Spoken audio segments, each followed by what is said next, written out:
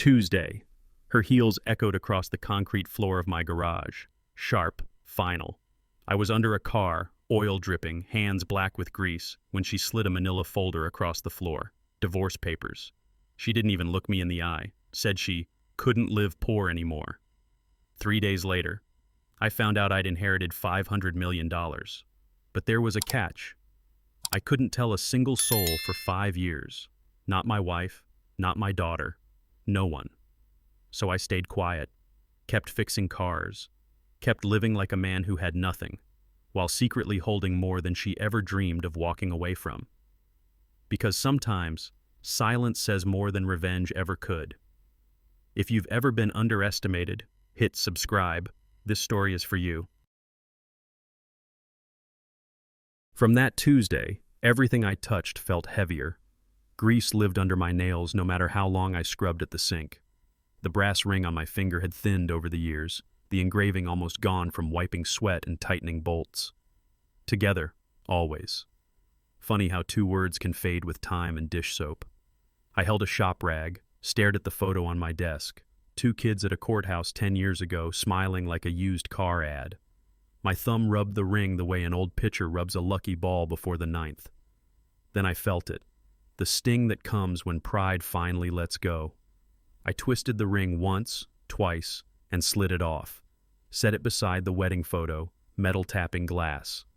The shop went quiet in a way even engines respect.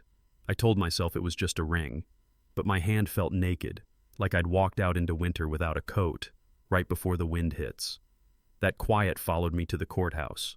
Wooden benches, cold as church pews in January.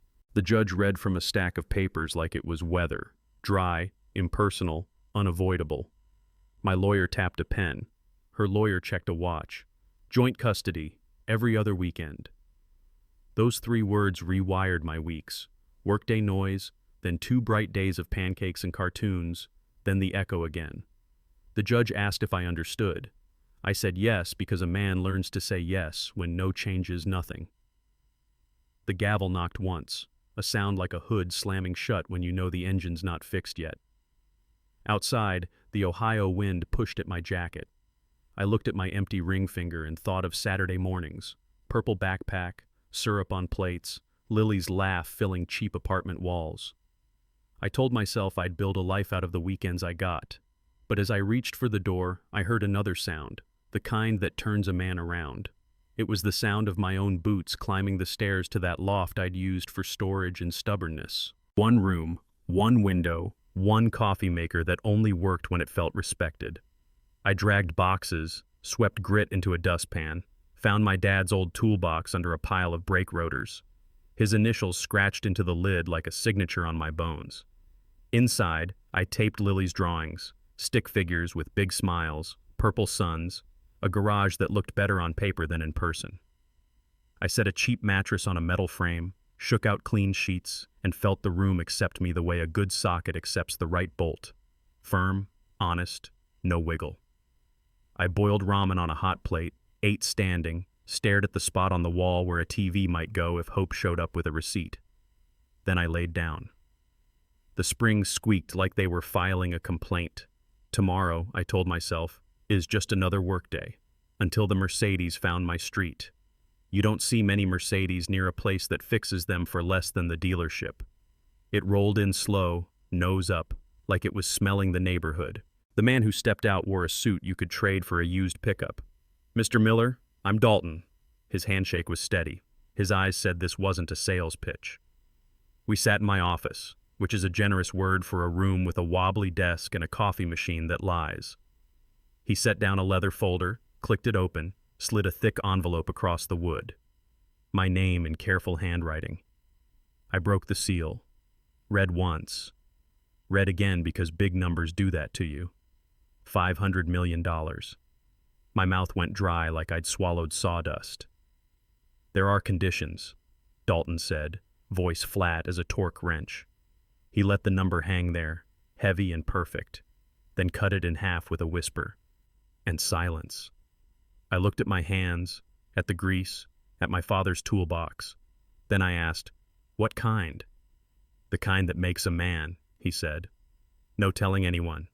Not my ex, not my daughter, no big purchases, no new truck, no bigger place, no flexing. A small discretionary fund for emergencies, 20 grand a year, tracked. And watchers, apparently. Folks paid to notice if my life suddenly smelled like money. If I cracked, every dime would go to charity. I ran a thumb across the scar on my knuckle from a stubborn alternator. Thought about Lily's purple backpack hanging by my door. 5 years. That's a lot of weekends. You can walk, Dalton said. No shame in it. I looked out at the bays, the lifts, the stains that never leave concrete. Men in my town don't quit just because it's hard. We quit when it's wrong. This didn't feel wrong. It felt sharp, like a blade you test with your thumb, knowing it'll teach you respect. I nodded once. I'll take it. Dalton closed the folder. Somewhere outside, a wrench clinked, like a clock starting. So the clock started, and life got real simple. First of the month, I sat at the kitchen counter with a stack of bills and a cup of coffee that tasted like burnt tires. Rent, utilities, parts order. I ran the numbers with a stubby pencil, crossed out anything that looked like comfort. Then I went downstairs and did what I know, swapped a set of brake pads for a landscaper who paid in cash and a grateful handshake. At lunch, ramen in a dented pot, eaten standing, watching the bay door like a man watches the weather. The 5-year rule lived in my back pocket, quiet and heavy. Every time I reached for it, I reached for a wrench instead. When the sun dropped and the radio hissed out an old Merle Haggard song, I washed my hands until the water ran gray and told myself the truth men like me can live by. I can make it. I can live on what these hands can earn. Weekends were fuel. I'd see that purple backpack first, frayed straps, zipper sticking like it had opinions. Lily would hand me a folded lunch note she wrote herself. Don't forget to eat, Daddy. We had our rituals. Pancakes too big for the plate, chalk lines in the alley for bike practice. And our favorite game, guess the engine by sound. She'd close her eyes and listen. That's a Chevy, right? I'd nod like she'd just solved world peace. She'd crawl under the lift with me, pass the ratchet like a surgeon's assistant, then sit on the steps to draw us. Just 2 stick figures under a giant car, both smiling. Somewhere between cartoons and a trip to the parts store, she got quiet, ran her fingers over the worn fabric of that backpack. Daddy, she said, soft as a prayer, I want to stay here longer. The kind of sentence that breaks and builds a man in the same breath. I swallowed hard and said, Me too, baby. Me too. Monday brought reality back with a hard edge. Jen pulled up once in a borrowed Tesla, let the door shut itself like a magic trick. She didn't see the oil on my hands. She saw the dent on my quarter panel. Later, I dropped Lily off and stepped into a kitchen that looked like a magazine. Marble counters, pendant lights, a fridge that talks. Jen offered a tour the way people offer proof. She talked about the private school waiting list, uniforms, fees that sounded like a mortgage. I said I'd help with homework, with time. She said, promises don't pay tuition. It wasn't a dagger, just a fact she'd learned to say out loud. On the drive back, my old truck rattled like it was laughing at me. I turned the radio down and gripped the wheel until the leather remembered my shape. Some men fight with words. Men like me fight with hours. I decided right then, I'll pay with what I've got. Work, weekends, and miles. That night, I opened the envelope again. Shaky handwriting, ink that wandered like an old man's walk. Money reveals a man, Bernard had written. Live like this fortune doesn't exist. If you can, it's yours. No sermon, no loopholes, just a test I could feel in my bones. I read it once for the rules, twice for the meaning, and a third time for the courage I needed tomorrow. His words tasted like shop coffee and Sunday advice from a father you didn't get enough years with. I ran a finger along the page until the paper softened under my thumb, then folded it neat as a dollar bill. Walked to my dad's toolbox, the red one with the latch that sticks, lifted the lid, and slid the letter beside Lily's drawings. Steel, crayon, ink. 3 versions of the same truth. I closed the box and listened to the click. That sound felt like a vow. I'll hold the line. I'll be rich in the only way that counts. Morning came early and honest. I drew a thick X through the date on the wall calendar, then circled two things: rent due and Lily's weekend. Shoes on, door open. The cold hit hard, the kind that wakes a man without asking. I flipped the lights, and the shop hummed to life, compressor coughing, radio finding a country station through static. First ticket on the hook, a single mom with a squeal in her brakes and a look that said, "Please don't take me for a ride." I didn't. By noon, the floor was a mess, my knuckles nicked, and two cars left safer than they arrived. Between jobs, I wrote parts numbers on my palm because paper disappears. When the day ended, I locked the till, killed the lights, and stood in the doorway watching the street. Same town, same shop, same man. Only difference was a secret that didn't get a vote in how I lived. Year one had started. I'd finish it like I start engines, patient, precise, and all the way. Year one had a rhythm, and that rhythm brought me past Mrs. Chen's porch most evenings. She waved smaller than she used to. Word was, she'd racked up hospital bills big enough to scare a healthy man. I stood at my kitchen counter with the envelope from Bernard and the promise I'd made to myself. No credit, no glory, just do the right thing and shut up about it. The payphone by the diner still ate quarters like peanuts. I called Dalton, used the kind of voice you use when you're asking a favor you already paid for. He said it could be done, clean and quiet. A week later, I saw Mrs. Chen at the produce aisle, hugging a plastic bag of oranges like it was life itself. They said someone paid it, she told the cashier, laughing and crying at the same time. They said I'm clear. I turned down the bread aisle before she could see me smile. Paid in full. 2 words, heavy enough to lift a person. Good news has a way of opening a door, and that's exactly where I found him. Skinny kid, ball cap, nerves in his eyes. "You hiring?" he asked, then added, "I can sweep."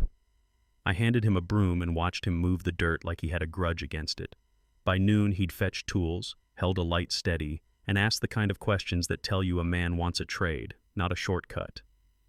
I set a car on the lift and walked him through his first oil change. Slow, careful, no bravado. He listened, hands still, brain working. After we cleaned up, he cleared his throat. "I didn't finish high school," he said, like he was handing me a reason to say no. I looked at my own hands, at the scars that had raised me. "You willing to learn?" He nodded. "Then I'll teach you," I said. Some contracts don't need ink, just a good broom, a better attitude, and a shop light left on. Teaching a kid this work starts with ears and ends with fingers. I shut off the radio and had Jake listen to an idling engine, the little skip, the breath it takes before it whispers the truth. "Hear that?" I asked. He squinted like sound had a shape. We didn't rush. I showed him how to feel a bolt seat, not force it, how to stop just before too much. We took our time, because time is cheaper than mistakes. He tried again, lighter touch, then backed off and checked his work instead of guessing. I watched his shoulders drop, watched confidence slide into place like a good part under a clean hood. The car smoothed out. He heard it first, a small smile, quick and proud, like a man recognizing his own name across a crowded room. "There," he said. I nodded. That tiny "there" is how boys become men. One sound, one feel, one right choice at a time. The shop felt bigger when he finally heard it. The same week, word drifted in like exhaust through a cracked window. "He's still broke," somebody said at the parts counter. "His ex traded up," another added, waving a phone with glossy photos. Jen on a boat, Jen in a kitchen with counters that could blind you. I could have scrolled. I didn't. I had rotors to turn and a clock to beat. Back at the shop, I wiped my hands and looked at that old wedding picture, the ring sitting beside it like a spent shell. A man can spend his whole life trying to prove folks wrong and still go to bed empty. I thought of Lily's purple backpack hanging by my door, the note she wrote in crayon about how I fix bad days. That was proof enough. I took a breath that tasted like oil and coffee and said the words out loud, just for me. I don't need to prove anything.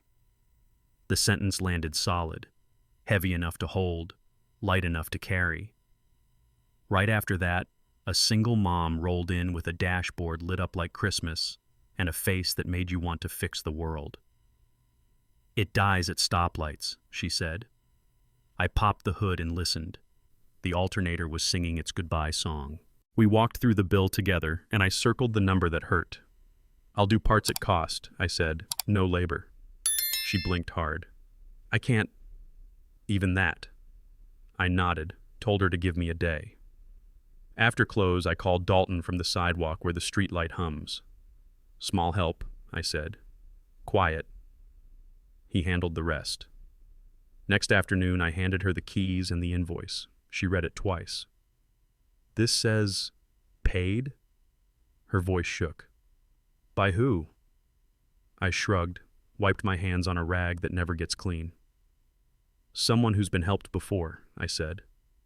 She cried in the driver's seat while the engine ran smooth as a prayer. Not all heroes wear capes. Some just keep shop rags handy. After that second quiet favor, I needed somewhere to put my hands besides a phone. The community center on Maple had a flyer: basic car care, free class. I showed up with a milk crate of tools older than some of the kids. We set a tire on a folding table and practiced changing it without panic. Jack steady, lug nuts off, spare on. Young moms took notes like they were studying for a test life keeps handing out at night on the side of a highway. The boys laughed when I rolled a tire across the gym floor, then listened when I said flatly, "This can save your paycheck."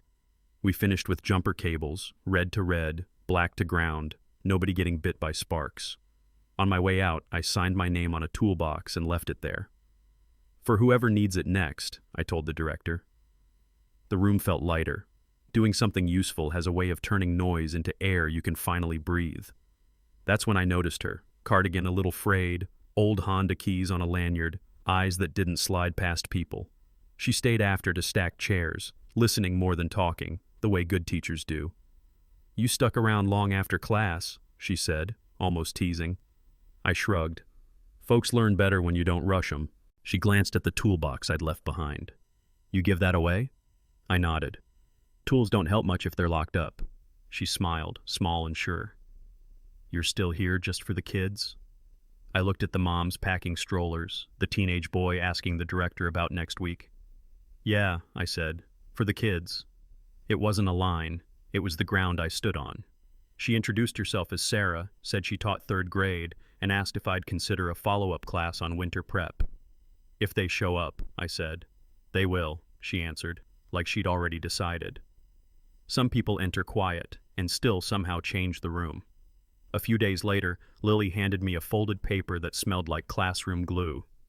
"We did heroes," she said, cheeks pink. I opened it to a crayon drawing of my shop. Crooked lift, big smiling sun, 2 stick figures, me and her. Underneath, in letters that leaned like they were racing to cheer me up, "My dad fixes cars," and "bad days." There was a purple sticker in the corner because of course there was. For a second I felt that pressure behind the eyes men pretend is just dust. I looked away, cleared my throat, and traced the lopsided hood with a thumb. "You nailed the dent," I joked. She giggled, then got serious the way kids do when they're telling the truth. "I picked you 'cause you show up." That hit harder than any paycheck. I slid the page into my dad's toolbox, right next to Bernard's letter. Steel, ink, crayon. 3 anchors, 1 heart. I closed the lid, and the click sounded like a promise kept. A promise needs fuel, so I asked Sarah if she wanted coffee. Not a latte. The diner where $2 gets you a mug and a lifetime of refills. We sat in a booth that wore every story ever told at midnight. Spoons tapped ceramic. A waitress called everyone "hon." We talked about kids who act tough because hungry feels safer than honest, about cars that die in January and dads who disappear in June. I told her I wasn't much for speeches. She said, "Good. I'm not much for men who only give those." When I asked why she stayed late tutoring, she stirred her coffee and said, "I don't owe the world much, but I owe those kids everything I can." Simple, heavy, right. She asked about the toolbox. I said it was my dad's. She said that made sense. We didn't say more than we had to. When we left, the bell over the door chimed like a small win. Some nights, that's enough. By the time year 2 settled in, the calendar looked like a mechanic's tattoo, inked and crowded. Booked jobs on weekdays, Lily's weekends circled in purple so I couldn't miss them if I went blind. Word must have spread, because the bays stayed full, and folks waited their turn without the usual grumbling. One afternoon, a man rolled in with brakes so thin you could shave with them. He'd been quoted triple across town. "Can you match it?" he asked, half daring me. I wiped my hands, looked him in the eye, and shook my head. "No, I can beat it, because I don't rob people." He didn't smile, but his shoulders dropped like he'd put down a heavy box. We did the job right. He paid fair. On his way out, he said, "I'll send my brother." That's how trust works where I'm from. Quiet, earned, passed along in ordinary sentences. I locked up that night, radio low, thinking, if this is all I ever have, it's still a good life. Good life or not, the world keeps testing you. Jen started posting pictures. Villa by the water, dinners where the plates looked too pretty to eat from, airport lounges with carpets thicker than my towel at home. Lily told me about Mr. Brad, how he was important and always on his phone, how he laughed without looking up. I nodded, kept my hands on the wheel, asked about her science project instead. At drop-off, I caught a glimpse. Slick haircut, shiny watch, a man who measured time in deals. In the driveway, Jen waved the way people wave when they want you to notice the house behind them. I smiled back, small and respectful, because the thing about pride is you either swallow it or it chokes you. Lily squeezed my hand, the signal we invented when words made things worse. I swallowed hard and smiled for her. Some days, being a man means letting a lump in your throat sit there and not talk. The next Saturday, Lily carried a new leather backpack with a logo big enough to have its own zip code. It looked like money trying to be a childhood. She set it on the counter and went quiet. Her eyes drifted to the old purple one hanging on our hook. Frayed straps, a stubborn zipper, marker hearts she drew in first grade. I said nothing because this wasn't a debate. It was a moment. She walked over, ran a finger along the torn edge like she was remembering a song. "Can I use this one here?" she asked, barely above a whisper. I nodded. "That one's home field advantage." She smiled, small and real, then hung the fancy bag in the corner like it was visiting. The room exhaled. People talk about finding yourself. Sometimes you just pick the thing that already knows your name. She slipped on the purple backpack and looked 2 inches taller.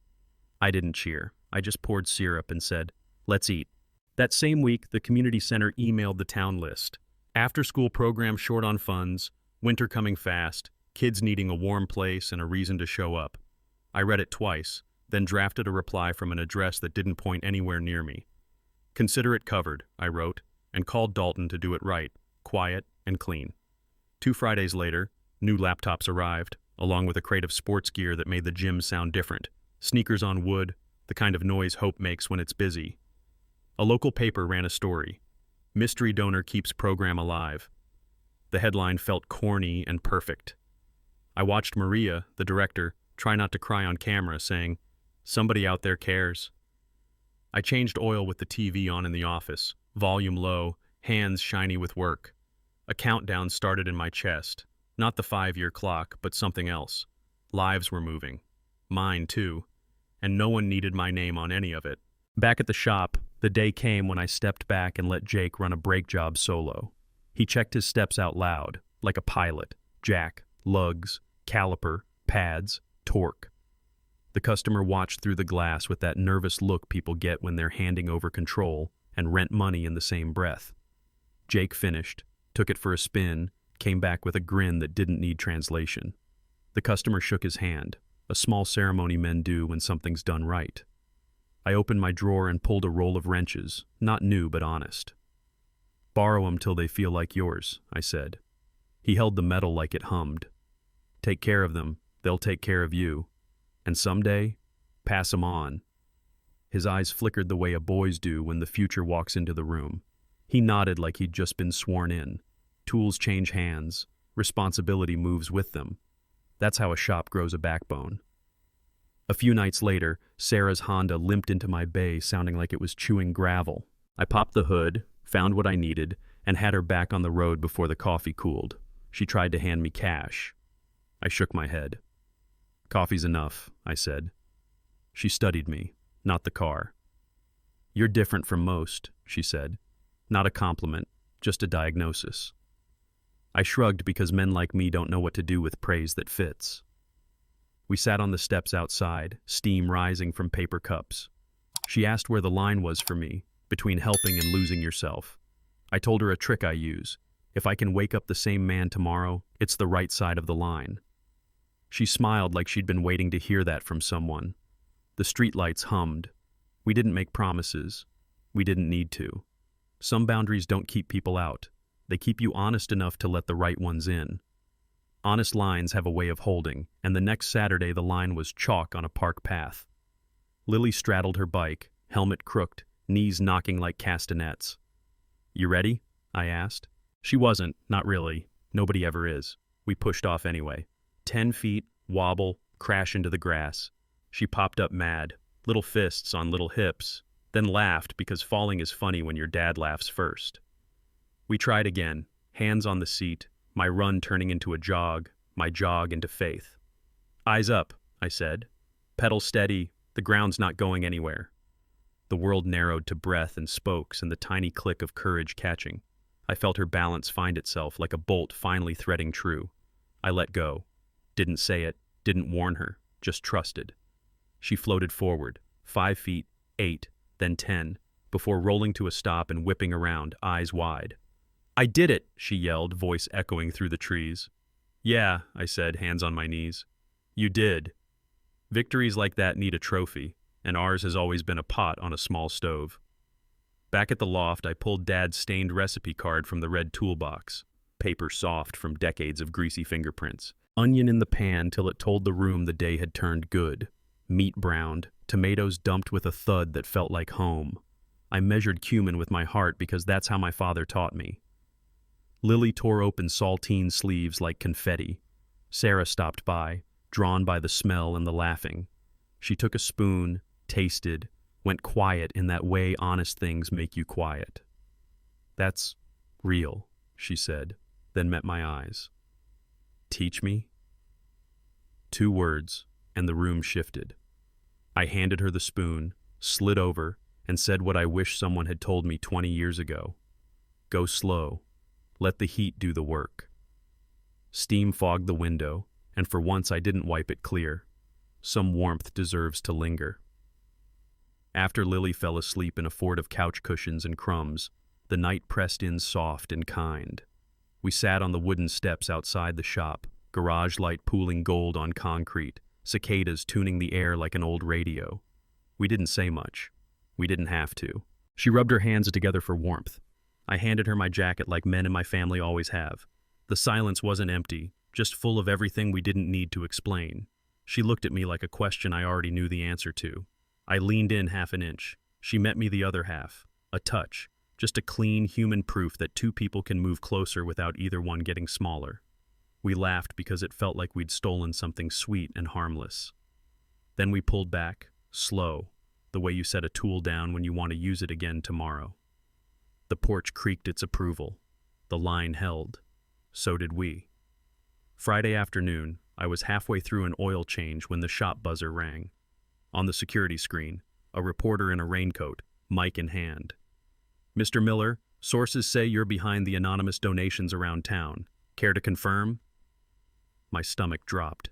2 years of silence, and now someone new. I wiped my hands on a rag, opened the door halfway. "You've got the wrong guy," I said. He leaned in, mic first. "We have it from an inside source. Someone named Jake." Behind him, through the bay window, Jake froze mid-step, nervous, guilty, too young to realize what he'd done. Not betrayal, just a mistake. But if this leaked, I'd lose everything. I looked the reporter dead in the eye. "Story's wrong," I said, voice flat as steel. Then I turned to Jake, low and calm. "It's all right. I'll handle it." The mic lowered. The rain hit harder. And the secret stayed. For now. Good moments draw shadows, and year 3 brought them around like a weather front. Folks whispered about a mystery donor. A reporter came by with a smile that didn't reach his eyes, asking if I knew anything about angels in coveralls. I wiped my hands, leaned on the counter, and told him the truth that sounds like a lie. Not me. He frowned like I'd changed the oil in his story. On slow afternoons I felt the itch. Open a nicer bottle, buy a nicer tool, tell a bigger truth. That itch is how good men go stupid.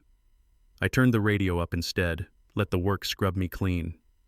Sarah kept showing up in ways that didn't need a headline. Graded papers on my workbench, passed me a socket with one hand while sipping coffee with the other. The shop stayed honest. The secret stayed put. When the reporter called again, I let it ring. Some engines overheat from idling too long. I chose to keep moving. Movement took me right to Jen's porch at drop-off, where a half-open door lets words slip like knives. Brad's voice, sharp, practiced. He's a grease monkey. She needs better. Lily's shoulders rose to her ears like she was trying to disappear into the new backpack she didn't love. I knocked anyway because shame grows in silence. Jen appeared, smile stiff, said they were running late. I crouched to Lily's level, eyes even with hers, hands steady on those small shaking arms. "Hey," I said, calm as a level table. "Look at me." She did. "Am I enough for you?" Her chin trembled, then she nodded fast like she didn't want the tears to fall. "You're my dad," she said, which is another way of saying yes. "That's the whole job," I told her. She laughed once, a tiny unstick. Inside, a phone buzzed like a mosquito. I stood, tipped my cap at the house, and walked her back to my truck. Some days, dignity is the only tool you need. I should have walked away, but the way he laughed, head tilted, like I was the punchline, lit something I hadn't felt in years. Brad stood by the shiny car, hand in pocket, voice all sugar and poison. "Must be tough," he said, watching her finally live right. I wiped my hands on my rag, stepped closer till the rain hit both of us. "She's been living right since the day she became a mother," I said. He smirked. "That before or after she left you?"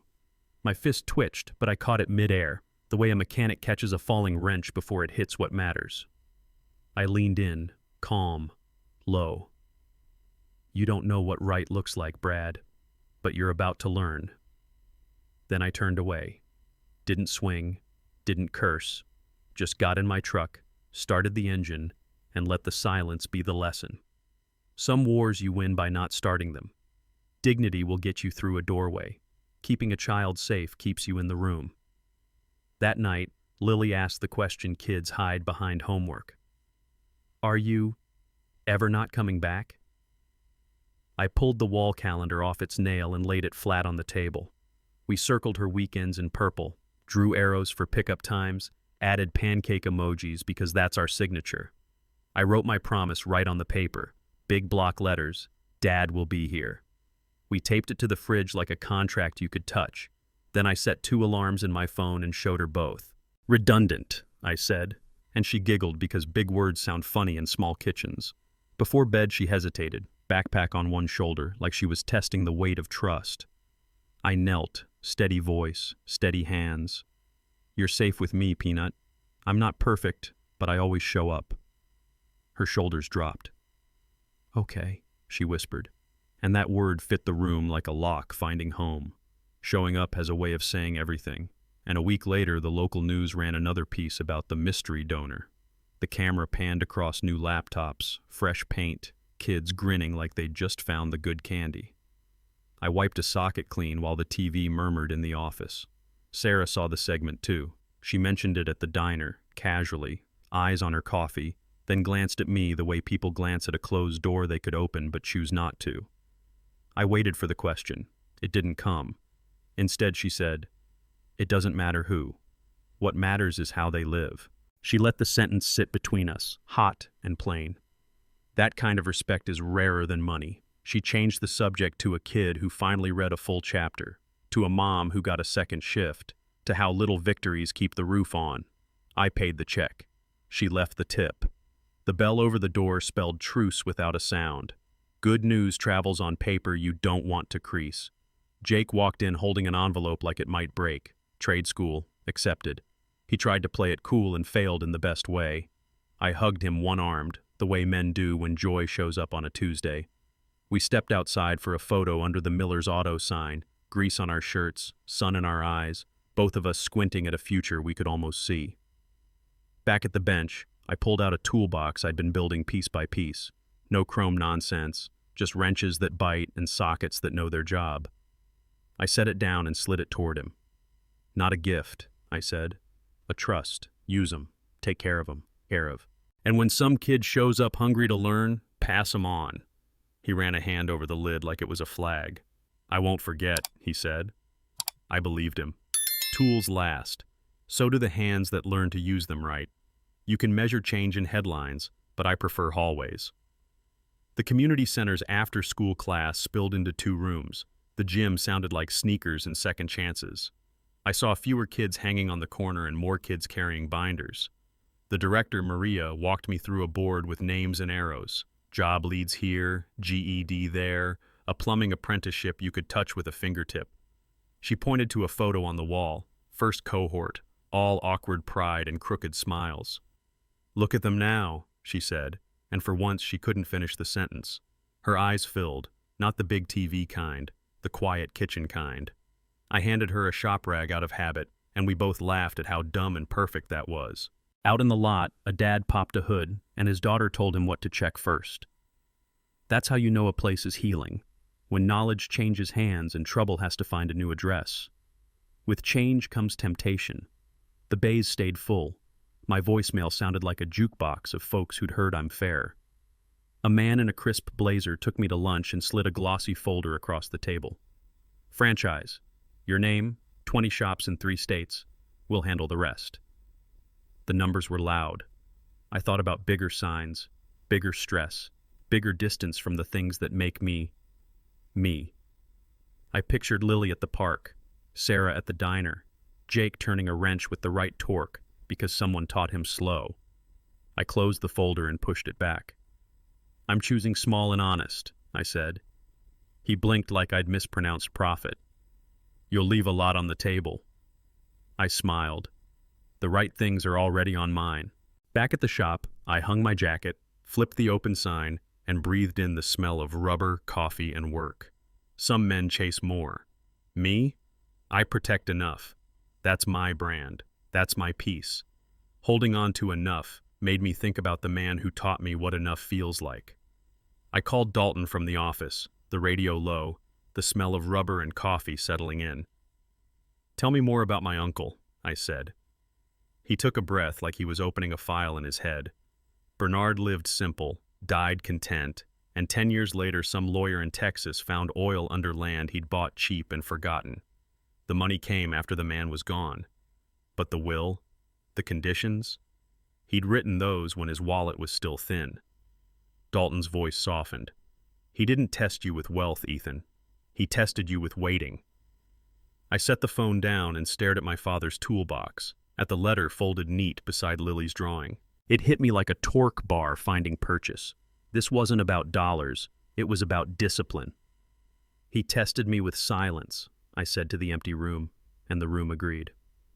That's a harder test. Better one, too. Silence doesn't stop the world from flexing. Folks showed me photos on their phones without asking. Jen on a yacht, a wedding spread that looked like a movie set, a living room so white I'd be afraid to breathe. For a minute, I let the screen write its story in my chest. Then I hit the power button and the picture went black. Back downstairs, a Subaru waited on the lift, a front end that groaned like it had secrets. I wiped my hands, rolled under, let the truth I trust drown out the noise I don't. Bolts don't care about marble countertops. Bearings don't respond to envy. A good fix is honest or it's nothing. I dropped the car, took it for a drive, listened to the hum settle into something steady. I parked, turned the key, and looked at my palms, scarred, strong, still mine. There's a kind of wealth you can only feel when your hands are busy and your eyes are off the screen. Busy hands attract suits. A man with cufflinks and a smile too polished for our zip code stopped by. He'd seen the news, heard the talk, wanted to introduce me to a few opportunities. He said it like he was offering oxygen. Big house party this Saturday, he added, handing me a card that could cut steak. That night at the diner, I slid the card across to Sarah. She read it, flipped it once, then asked the only question that mattered. Do you need this? I looked at the booths, at the cook ringing a bell with a greasy elbow, at a couple splitting pie because 2 forks taste better than 1. No, I said. I'm busy with real people and real problems. She smiled like she'd been waiting for me to tell the truth to myself. I tossed the card in the trash on our way out. The bell over the door chimed. Some rooms make you small. This one made me right-sized. Right-sized men don't need spotlights, but sometimes the light finds the work anyway. The 6 o'clock news ran a segment. Maria in front of the community center, voice thick with gratitude, Mrs. Chen blinking back tears in the grocery aisle, kids waving laptops like trophies. "Whoever you are," Maria said, "you kept our doors open." In my office, the TV glowed blue. I leaned on the counter, grease under my nails, a quiet in my chest that felt like a prayer answered without my name on it. I didn't clap. I didn't speak. I just looked at my hands and let a smile happen before it knew it was allowed. The phone buzzed with messages. "You see this? You think it's so-and-so?" I let them pile up. Some victories are meant to be watched, not owned. I flipped the sign to open for the morning and set out the work orders. Payoff isn't applause. It's knowing the town breathes a little easier and you didn't make it about you. Breathing easier shows up at home first. Lily sprawled at the table over a math sheet that looked like a crossword for stubborn people. Sarah sat beside her, patient, turning numbers into small bridges anyone could cross. I stood at the sink, sleeves rolled, washing plates like they were old friends you handle with care. The radio hummed a soft country tune, and the three of us found a rhythm. Problem, scrub, answer, rinse. Ordinary and perfect. Lily's pencil stopped scraping. "I get it," she said, surprise blooming into pride. Sarah high-fived her, then looked over at me like we'd both passed something. I dried the last plate and set it down, took my seat at a table scarred by years and made better by them. "This," I said, not to either of them and exactly to both, "is what family looks like." Lily leaned into Sarah without thinking. Sarah leaned back like she'd always known how. The room felt full and steady, like a car finally idling right. That steady family rhythm spilled into the shop. Old customers came back with new problems in the same line at the counter. "You're straight with folks." A contractor I'd helped 2 winters ago brought his sister's minivan and a box of donuts like an apology for doubting me back then. Online, the reviews started stacking. 5 stars, plain words, fair price, honest, explains without talking down. That's the language men trust. A teenager from across town said his uncle sent him because you don't sell stuff we don't need. I didn't frame the praise or let it get cute. I just kept torquing bolts and calling parts stores by their first names. Near closing, a guy tried to slide cash under the estimate for your trouble. I slid it back under the paper, looked him in the eye, and gave him the number that was right. He paused, then nodded like we'd shaken hands without touching. "Honor comes from doing the right thing," I said. He left believing it. "Respect's nice, but a shop will still test you." Late afternoon, rain in the gutters, a sedan on the lift, and a new kid learning the ropes. A hiss, a slip. Then the car dropped an inch with a throat punch of sound. Everyone froze. I didn't. I cut the power, barked clear, and put my shoulder where it mattered while the kid reset the stand exactly how I'd showed him on a good day we suddenly needed. The metal groaned, then settled. We stood there listening to our own breathing, the way you listen after a near miss on the highway. "You okay?" I asked. He nodded, eyes wide, trying not to drown in shame. "Mistakes paid for," I said. "We learn, we move on." No speeches. We checked every point twice, finished the job, and let the driver leave safer than he arrived. When the door rolled down, the kid finally exhaled. So did I. No blood, no ambulance, just gratitude and a shop rag for shaky hands. The storm didn't stop at the roll-up door. That night, the power blinked like a nervous eye. Lily flinched at every thunderclap, counting seconds to the next one like a sentence. We lit a couple candles and camped at the table. I pulled the calendar down and we traced our next weekend with a finger, anchoring time while the wind shouldered the building. Sarah pressed a steady hand between my shoulder blades the way a good mechanic settles a rattling panel. "We're okay," I said, pulling Lily close so she could feel it, not just hear it. "You hear me? We're okay. I'm here." The lights died, then came back, then died again. We laughed at the timing like the storm was trying to do a bit and needed coaching. Eventually the house calmed, and so did she. When I carried Lily to bed, Sarah met my eyes across the dim room. No big words, just a nod that said the promise held, through weather, through years, through anything. Calm nights make room for old urges. With 5 years almost baked, the secret scratched at the door like a stray. I could picture it. One sentence to Sarah, one victory text, one receipt with too many zeros. Pride is a smooth liar. I stood by the loft window, looked at the hook where the purple backpack hangs, and felt the weight shift inside me. That bag isn't worth a dime at a pawn shop, but it's priceless to the kid who reaches for it first every Saturday. That's my savings account. I opened Bernard's letter and let the ink say what my mouth shouldn't. Money shows a man. Silence shapes him. I put the paper back where the tools live and said the line out loud so I could hear it break the spell. Silence is a kind of love.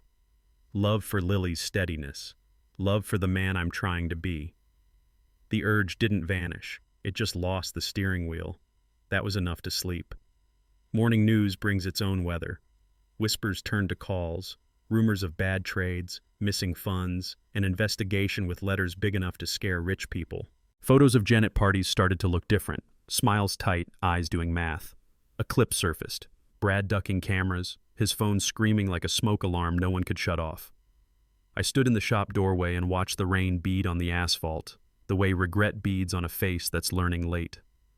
Part of me wanted a speech. Karma, justice, whatever men say when they think they're judges. I let it pass.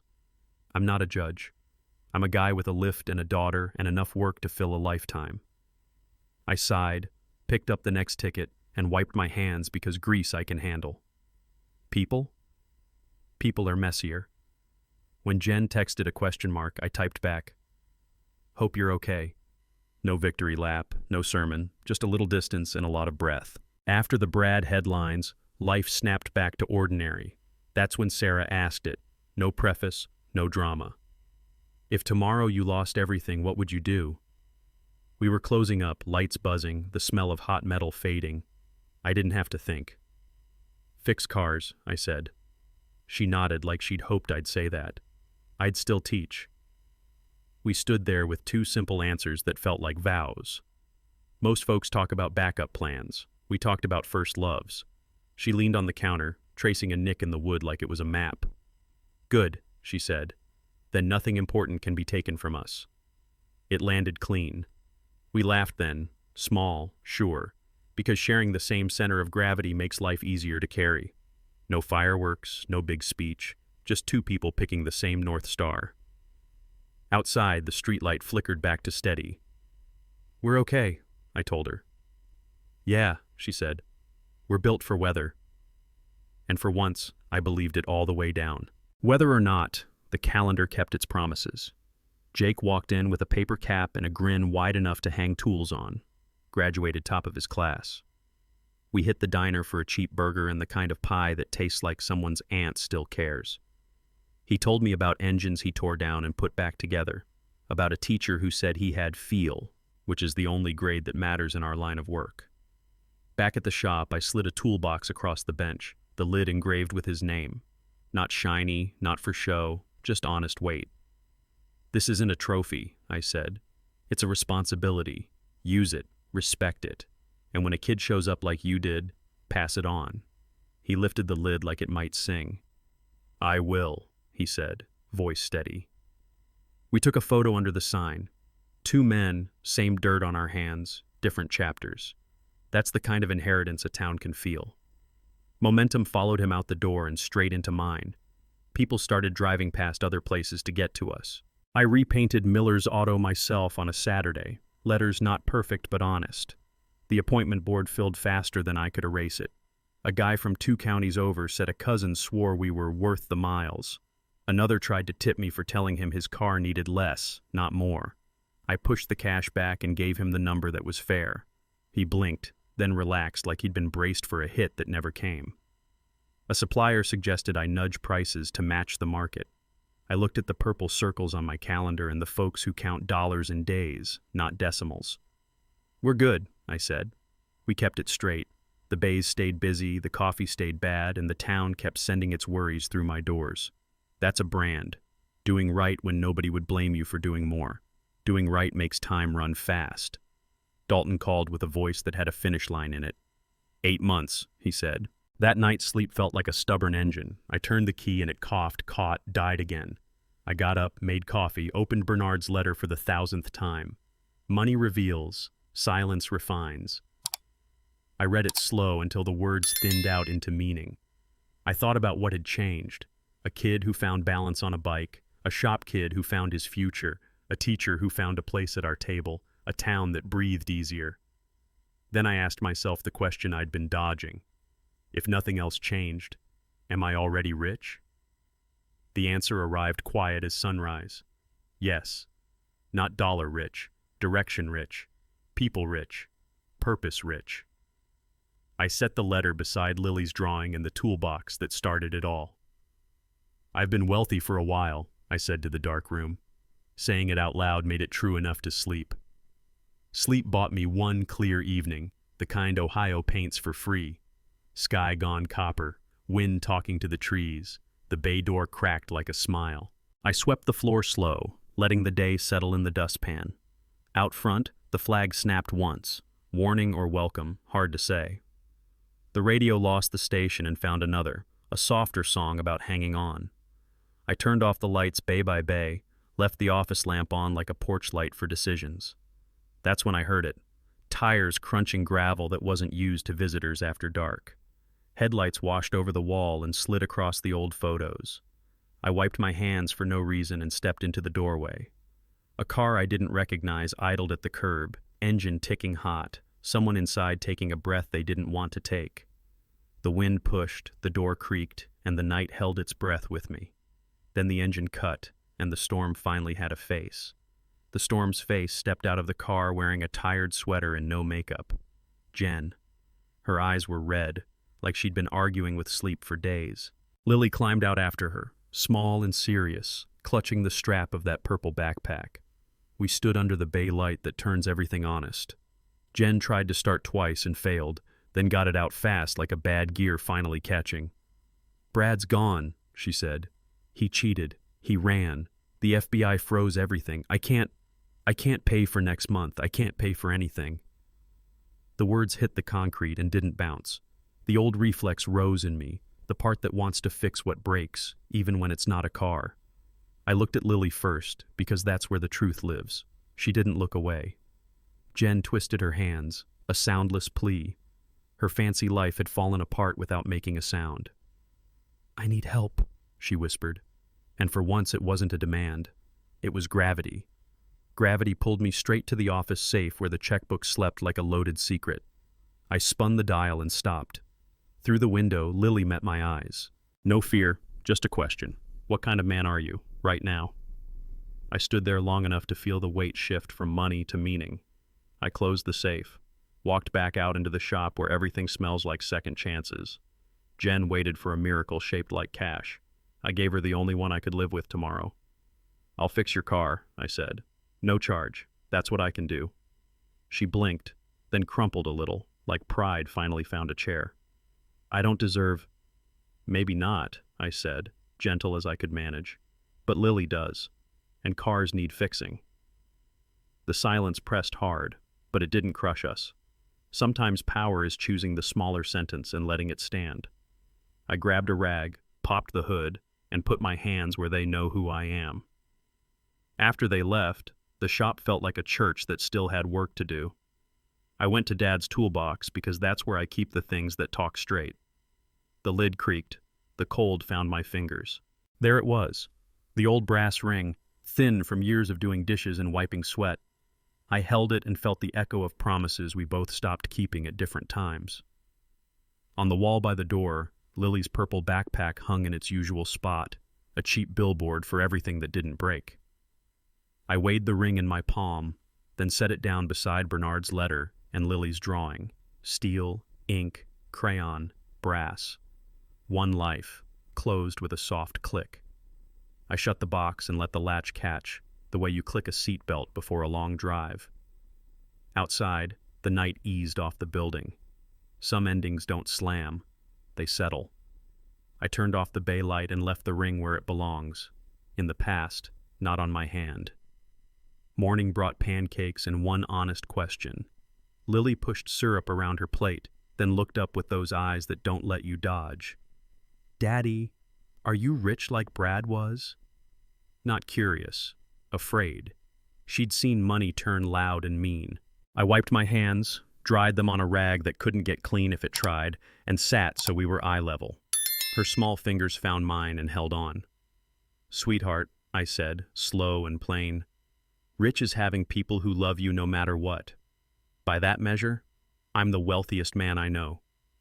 She searched my face like she was checking a gauge. Then her shoulders lowered, the way a car settles when the weight finally sits right. "Okay," she whispered, squeezing once.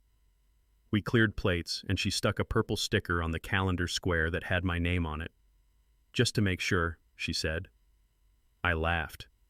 "Just to make sure," I answered. And for the first time that week, breakfast tasted like breakfast again. Quiet came back like an old dog that remembers the porch. We made grilled cheese on the skillet that always burns the first one. Lily did math at the table, tongue out, determined to tame fractions. Sarah dropped by with a smile and a carton of milk, leaned against the counter, and corrected me when I tried to flip the sandwich too soon. The radio hummed a lazy tune, and the kitchen smelled like butter and the kind of home you earn. We ate off paper towels because dishes can wait when peace finally shows up. Lily finished a problem she'd been wrestling and slid the notebook toward me. "Check?" I scanned it, nodded, tapped the corner like a coach. She grinned, then pulled a shiny trinket from her pocket, a little thing Brad had given her, and set it in the trash without ceremony. "I don't need luck," she said. "I've got you." The room went still in the best way. "You've got me," I said. "Always." And the night agreed. The phone rang at 9:02, Dalton. "It's done," he said. 5 years complete. I met him downtown, same briefcase, same calm eyes. He slid the final folder across the table. Inside, legal papers, one last signature, and something else. A smaller envelope, yellowed at the edges. The handwriting wasn't Bernard's, it was Dalton's. "He helped me 20 years ago," it read. "Bernard was broke back then. I was a law student about to drop out. He paid my tuition, said only this: when your turn comes, trust someone the way I trusted you. Today was my turn." I sat back, the weight of it hitting harder than any number ever could. The inheritance wasn't just a test. It was a chain, built from faith, passed from one man to the next. I folded the letter, looked out the window and whispered, "Now it's my turn." The next day, I met Sarah at the park. Lily was tossing bread at ducks like they owed her money. The sky was clean, quiet. I took a breath that felt 5 years long. "I need to tell you something," I said. 5 years ago, I inherited money, a lot, but I wasn't allowed to tell anyone. She didn't flinch, didn't blink, just looked out over the pond and said, "I know." I froze. "How?" She smiled, small and sure. "The way you live told me. You didn't change when it would have been easy to. You didn't brag when it would have felt good." She turned to me. "You weren't quiet because of a contract, Ethan. You were quiet because you were still forgiving yourself. No speeches. Just truth, clean and kind. The kind that fixes a man faster than any mechanic can fix steel." Back at the shop, I opened the checkbook. The air smelled like oil, coffee, and peace. First line, Hayes Youth Garage Fund. A place for kids like Jake, grease on their hands, purpose in their hearts. Second, Lily Miller Education Fund. Anything my little girl ever needs to chase her own sky. When Sarah and Dalton stopped by to witness the papers, she set her coffee down and said, "You're keeping Bernard's promise." I nodded. His and Dalton's, and now mine. 3 signatures sat on that table. Bernard's old ink, Dalton's pen, and mine. 3 men tied together by one simple truth. Real wealth isn't what you keep. It's what you pass on in silence. Outside, a car pulled into the bay. Work waited. Life, too. Morning light spilled across fresh epoxy floors as the first group of kids filed into the new bay. Eyes wide, hands jittery, futures closer than they'd ever felt. I showed them where the tools live and what they're for, not just bolts, but better days. Lily stood by the pegboard, hugging her purple backpack like a flag that finally had a country. Sarah leaned in the doorway with coffee and that steady smile that says, "Keep going." We fired up a compressor, the room jumped, and everyone laughed. I told them the rule of this place: take care of the tools, take care of each other, take care of the promise you make to yourself when no one's watching. Out front, the sign still read Miller's Auto. It means more now, not less. If you've been underestimated, I'm talking to you. In the moment you could prove them wrong or keep your self-respect. Choose the wealth that lasts. If this hit home, tap subscribe and drop a comment. Still standing. We're just getting started.